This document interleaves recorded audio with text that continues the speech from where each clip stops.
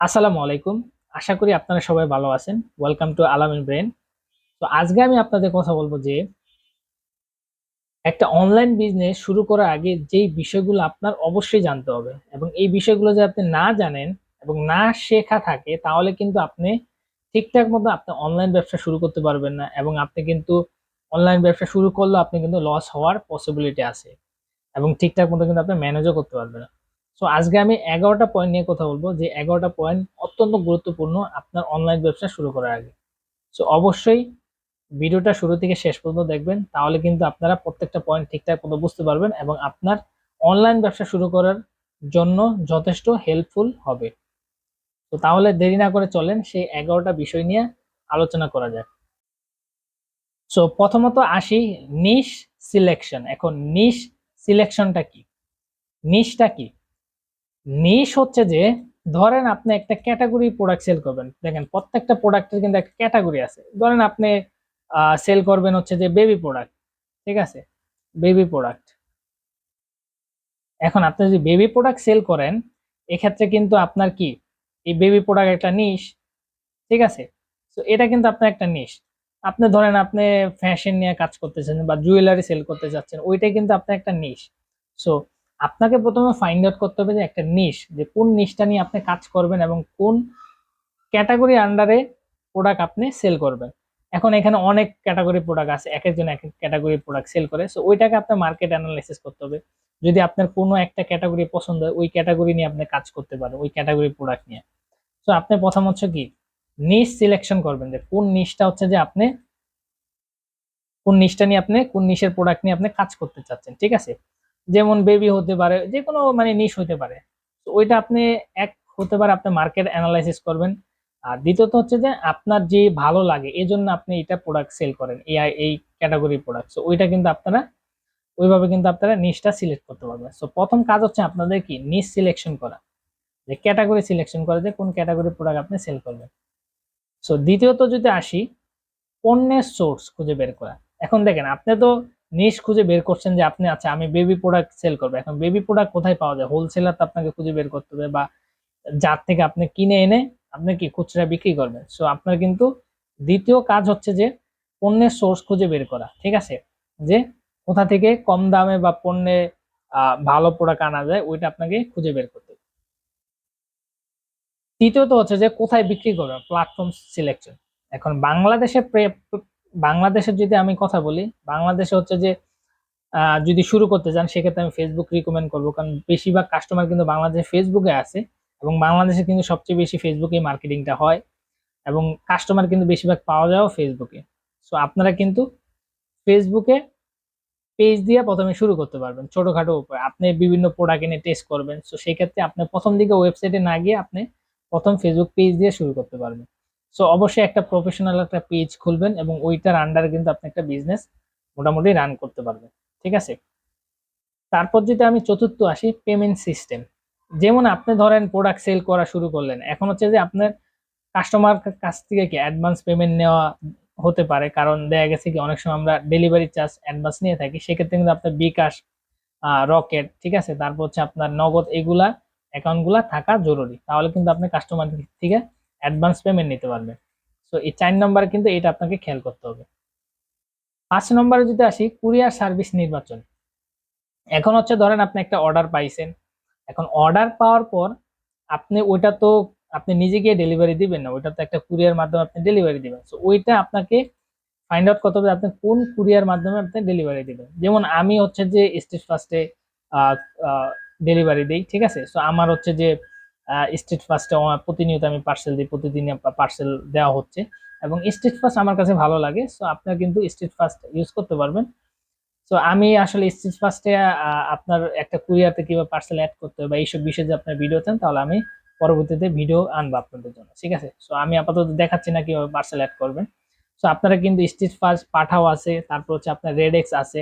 So এগুলা কিন্তু আপনারা যে কোনো একটা কুরিয়ার বেছে নিতে পারেন, যেটা আপনার ভালো লাগে ওইটাই কিন্তু আপনি পার্সেল ডেলিভারি করতে পারবেন। সো 5 নম্বর কাজ হচ্ছে আপনার কুরিয়ার সার্ভিস নির্বাচন। 6 নম্বরে যদি আসি, প্রফিট ক্যালকুলেশন। আপনি ধরেন প্রতি মাসে আপনি কত টাকার প্রোডাক্ট কিনতেছেন, আপনি কত টাকা সেল করতেছেন, খরচ কত যাচ্ছে, টোটাল আপনার কত প্রফিট হচ্ছে, এটা কিন্তু অনেক ইম্পর্টেন্ট। তো অবশ্যই আপনার প্রফিট ক্যালকুলেশন করবেন, ঠিক আছে। তো এটা কিন্তু আপনার করতেই হবে, ঠিক আছে, না হলে কিন্তু আপনি কত টাকা খরচ হচ্ছে কত টাকা প্রফিট হচ্ছে এটা কিন্তু আপনার ট্র্যাক করতে পারবেন না। তো এইটাকে আপনাকে মনোযোগ দিতে হবে, প্রফিট ক্যালকুলেশন 6 নম্বরে এটা অবশ্যই দেখতে হবে। তারপর হচ্ছে আপনি ফেসবুক টিকটক মার্কেটিং স্কিল। এখন হচ্ছে বাংলাদেশে কিন্তু টিকটক অনেক, আমাদের কাস্টমার অনেক আছে, তারপর ফেসবুক। তো ফেসবুকটা অনেক ইম্পর্টেন্ট, ফেসবুকে কিন্তু অনেক কাস্টমার আমাদের অর্ডার করে থাকে এবং বেশিরভাগ কাস্টমার ফেসবুকেই থাকে। সো প্রপার একটা ফেসবুক মার্কেটিং কি স্কিল আপনার থাকতে হবে, কিভাবে একটা অ্যাড রান করতে হয়, কিভাবে আপনি ফেসবুকে পোস্ট করবেন, কিভাবে একটা ফটো সুন্দরভাবে এআই থেকে ভালো করে আপনি ফেসবুকে পোস্ট করবেন। যেমন আমার হচ্ছে যে একটা পার্সোনালি আমার হচ্ছে যে নিজের 2 মাস হয়েছে আমি এই নতুন বিজনেসটা স্টার্ট করছি। তো এইখানে কিন্তু মোটামুটি আমি পেজটাকে খুব অর্গানাইজ করছি, অপটিমাইজ করছি, ঠিক আছে, যত লিঙ্ক আছে আমি অ্যাড করছি। তারপর আমার যদি প্রোডাক্টের ছবি দেখেন, সো আমি কিন্তু খুব সুন্দরভাবে প্রফেশনালি প্রোডাক্টের ছবিগুলো আমার পেজে অ্যাড করছি। সো আপনারা কিন্তু ঠিক এইভাবেই করবেন এবং ঠিকঠাক মতো প্রতিনিয়ত পোস্ট করবেন প্রোডাক্টের ছবিগুলো। দেখেন আপনার প্রোডাক্ট যদি আপনার ছবিগুলো সুন্দর না থাকে সেক্ষেত্রে কিন্তু আপনার কি মানুষ পছন্দ করবে না, কারণ আপনার প্রোডাক্ট হয়তো দেখতে ভালো কিন্তু আপনার ফটো দিয়েছেন একদম ভালো লাগে না দেখতে, সো ওইটা কিন্তু সমস্যা। তো অবশ্যই চেষ্টা করবেন প্রফেশনাল এবং ভালো ফটো ইউজ করার জন্য, তাহলে কিন্তু মানুষ আগ্রহী হবে আপনার প্রোডাক্ট কেনার জন্য। সো অবশ্যই আপনি পেজটাকে অপটিমাইজ করবেন, অপটিমাইজ করে তারপর হচ্ছে আপনার প্রোডাক্টের ছবিগুলো খুব প্রফেশনালি আপনি পোস্ট করবেন, ঠিক আছে। এবং হচ্ছে যে আপনি কিভাবে অ্যাড রান করবেন ওইটার জন্য যদি ভিডিও চান, যেমন আপনি প্রোডাক্টের যখন আপনি আনবেন ভিডিও করবেন তখন আপনি অ্যাড রান করতে হবে। সো আপনি কিভাবে মানে বেসিক একটা নলেজ দিয়ে কিভাবে একটা ফেসবুক অ্যাড রান করতে হবে ওইটা যদি ভিডিও চান তাহলে আমি পরবর্তীতে আপনাদের জন্য ভিডিও বানাবো। তো অবশ্যই আপনারা কমেন্টে জানাবেন যে ফেসবুক অ্যাড নিয়ে যদি ভিডিও চান তাহলে আমি আপনাদের জন্য ফেসবুক অ্যাডের একটা ভিডিও বানাবো, ঠিক আছে। তারপর হচ্ছে 8 নম্বর হচ্ছে যে অর্ডার ম্যানেজমেন্ট সিস্টেম। সো এটা কিন্তু অনেক ক্রুশাল, অনেক ইম্পর্টেন্ট। সো আপনি যত অর্ডার পাইবেন, ধরেন আপনি দিনে 50টা অর্ডার পাইছেন, এখন অর্ডারগুলো আপনি কোথায় রাখবেন, একটা অর্গানাইজ ওয়েতে থাকতে হবে। যেমন আমি যদি আমার অর্ডারগুলো যদি বলি যে আমি কিভাবে ম্যানেজ করি আপনাদের যদি দেখাই। তো আমার হচ্ছে যে ডেইলি পার্সেল কতগুলা যাচ্ছে কি যাচ্ছে সবগুলা কিন্তু আমার এই গুগল শিটে থাকে।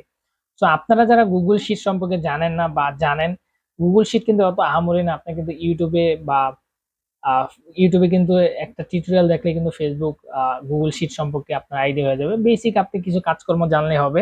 তো এখানে কিন্তু আপনার পার্সেল গুলা কিন্তু সব ইনফরমেশন গুলা কিন্তু এখানে অ্যাড করে রাখতে পারবেন। যেমন আমি হচ্ছে যে আমার পার্সেল গুলা আমি কিভাবে রাখি, যেমন এখানে হচ্ছে যে পার্সেল আইডি আমি এখানে দিয়ে রাখি, কাস্টমারের নাম, নাম্বার, অ্যাড্রেস এখানে থাকে, কয়টা সে অর্ডার করছে, ভেরিয়েশনটা কি কি কালার চাচ্ছে, সাইজ, প্রোডাক্ট সে অর্ডার করছে, তারপর কোন কুরিয়ার মাধ্যমে আমি দিচ্ছি, ঠিক আছে। তো কুরিয়ার গুলো আমার ড্রপ ডাউন করে দিচ্ছি, ডেলিভারি স্টেটাস এখানে হচ্ছে যে আমি যখন প্রোডাক্টের অর্ডার নেই তখন কনফার্মে থাকে, যখন প্রোডাক্ট আমি ইয়ে করে দিই কুরিয়ারে দিয়ে দিই তখন শিফটে আমি স্ট্যাটাস রাখি, যখন ডেলিভারি হয়ে যায় তখন ডেলিভারি, যখন ক্যান্সেল হয়ে যায় তখন ক্যান্সেল। তো প্রত্যেকটা জিনিস কিন্তু আমি ট্র্যাকিং এ রাখি, কবে সে অর্ডার করছে, ডেলিভারি চার্জ কত আসতে আসছে, অ্যাডভান্স যদি কোনো টাকা দিয়ে থাকে সেক্ষেত্রে কিন্তু আপনি অ্যাডভান্স এখানে অ্যাড করতে পারবেন, অ্যান্ড টোটাল অ্যামাউন্ট। তো এইভাবে কিন্তু আমার গুগল শিটে কিন্তু আমি অর্ডার গুলা কি ম্যানেজ করে থাকি। সো আপনারা কিন্তু এভাবে কিন্তু আপনার পার্সেল এবং সবকিছু ট্র্যাকিং কিন্তু এইভাবে করতে পারবেন, আপনি কিন্তু অর্ডার গুলা এইভাবে ম্যানেজ করতে পারবেন। সো অবশ্যই গুগল শিট সম্পর্কে যদি কোনো ভিডিও চান সেক্ষেত্রে আমি আলাদাভাবে আপনাদের জন্য গুগল শিট কিভাবে অর্ডার ম্যানেজ করবেন ওটার জন্য ভিডিও মেক করবো। সো আপাতত এই ভিডিওটা লং না করে আপাতত জাস্ট আপনি সিম্পলে দেখাচ্ছি যে কিভাবে আপনি একটা অর্ডার আপনার অর্ডারগুলো কিভাবে ম্যানেজ করবেন, ঠিক আছে। তারপর হচ্ছে যে আপনার কাস্টমার সার্ভিস। দেখেন আমরা পার্সোনাল লাইফে যেরকম কথা বলি কাস্টমারের সাথে কিন্তু ঠিক এরকম বিহেভ করা যাবে না, কারণ কি জানেন, কারণ কাস্টমার অনেক সময় এরকম কথা বলবে আপনার রাগ চলে আসবে, তখন কিন্তু আপনি কাস্টমারকে গালি দিতে পারবেন না, কাস্টমার গালি দিলে আপনাকে সুন্দরভাবে এটাকে হ্যান্ডেল করতে হবে, প্রফেশনালি কথা বলতে হবে। কারণ কি আমরা নর্মাল লাইফে যেরকম কথা বলি বাট একটা কাস্টমারের সাথে গেলে কিন্তু ওই রকম কথা বলা হয় না, খুব সুন্দরভাবে মার্জিত ভাবে কিন্তু আপনাকে কথা বলতে হবে, আদারওয়াইজ কিন্তু আপনার ব্র্যান্ডিং নষ্ট হবে। তো এটাও কিন্তু আপনাদের খেয়াল রাখতে হবে। তারপর হচ্ছে 10 নম্বর হচ্ছে মাসিক অ্যাড বাজেট এবং মার্কেটিং প্ল্যান।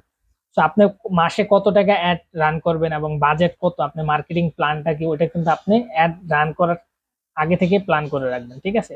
যেমন আপনি ধরেন এই মাসে আপনি 10,000 টাকার অ্যাড রান করবেন, তো এটা আপনি কি আগে প্ল্যান করে রাখবেন এবং মার্কেটিংটা আপনি কিরকম হবে, কয়টা অ্যাড আপনি রান করবেন, ওইটার উপর ওইটা একটা প্রপার একটা কি প্ল্যান তৈরি করবেন। তারপর যদি 11 নম্বরটা, সেটা হচ্ছে প্রতিযোগী বিশ্লেষণ, কম্পিটিটিভ রিসোর্স। সো প্রতিযোগী কিন্তু আপনাকে সবসময় রিসার্চ করতে হবে। কারণ কি জানেন, কারণ আপনি ধরেন একটা প্রোডাক্ট সেল করেন, এখন প্রোডাক্টটা হইতে পারে আপনি 500 টাকায় সেল করছেন, বাট আরেকজন হচ্ছে 400 টাকায় সেল করতেছে। এখন হচ্ছে যে আপনার কিন্তু কম্পিটিটর বুঝতে হবে যে সে যদি 400 টাকায় সেল করে, সে কিন্তু তার কাছ থেকে কিন্তু মানুষ কি কম টাকায় পাচ্ছে, সো তার কাছ থেকে কিনবে। আবার যদি আপনি 400 টাকায় সেল করেন, আরেকজন 500 টাকায় সেল করে, তখন আপনি কিন্তু কি কম টাকায় সেল করতেছে। তো আপনাকে সবসময় প্রতিযোগীর সাথে মিল রেখে কিন্তু আপনাকে প্রোডাক্টের আপনার হচ্ছে যে দাম নির্ধারিত করবেন, ঠিক আছে। তো দেখবেন যে আপনি একটা প্রোডাক্ট আনছেন, ওই প্রোডাক্টটা আরো অন্য কারা সেল করতেছে, তো তাদেরকে দেখবেন তারা কিভাবে মার্কেটিং করে, কিভাবে ভিডিও বানায়, তো ওইটার থেকে বেটার করার ট্রাই করবেন। তো বেটার করলে কি হবে যে আপনি অন্যদের থেকে আলাদা থাকবেন এবং আপনার কিন্তু প্রোডাক্ট সেল হওয়ার বেশি পসিবিলিটি থাকে। তো অবশ্যই এই বিষয়গুলো আপনারা খেয়াল রাখবেন। প্রতিযোগী মানে কম্পিটিটর সবসময় কি টুকটাক রিসার্চ করবে।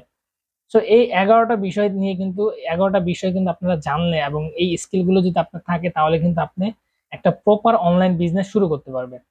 সো এই বিষয়গুলো থেকে যদি আপনার কোনো কনফিউশন থাকে, তাহলে অবশ্যই কমেন্টে জানাবেন, এবং আপনারা পরবর্তীতে আর কি রকম ভিডিও চান অনলাইন বিজনেস নিয়ে, তাহলে আপনারা সেটাও কিন্তু আপনারা কমেন্টে জানাতে পারেন। আমি আপনাদের জন্য ওই রকম ভিডিও আনার জন্য চেষ্টা করবো এবং প্রপার একটা সলিউশন দেওয়ার চেষ্টা করবো। যদিও আমি অনলাইনে আমার অলরেডি বিজনেস চলতেছে এবং আমি প্রতিনিয়ত বিজনেস করতেছি, সো আমার একটা আইডিয়া আছে কিভাবে কি করতে হয়। তো আপনার যদি কোনো বিষয়ে কোনো ব্যাপারে কনফিউশন থাকে বা কোনো কোশ্চেন থাকে, আমার কমেন্টে জানান, আমি ওই রিলেটেড ভিডিও বানানোর চেষ্টা করবো। সো আজকে এই পর্যন্ত, সবাই ভালো থাকবেন, সুস্থ থাকবেন, আল্লাহ হাফেজ।